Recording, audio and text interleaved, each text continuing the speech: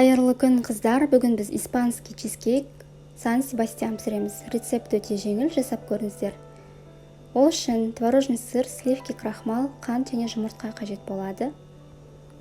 Алдымен ыдысымызға творожный сыр, қант, крахмал және жұмыртқаларымыздың барлығын салып, соңында сливкимізді құйып,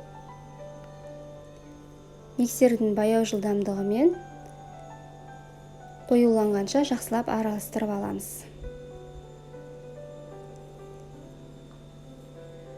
Енді силиконды крекшемен араластырып, арасындағы ауасын шығарамыз. Және біз формамызды алып, осылайынан шетіне пергамент қағазымен бортикке жасап, массамызды құямыз ішіне. Осылайынан жерге сілкіп-сілкіп ауасын шығарамыз. Және 200 градуста 45 минут пісіріп аламыз. Мінекей біздің чизкейкіміз дайын болды.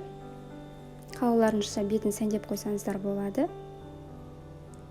Чизкейк өте жұмсақ және өте дәмді. Жасап көріңіздер, астарыңыз дәмді болсын.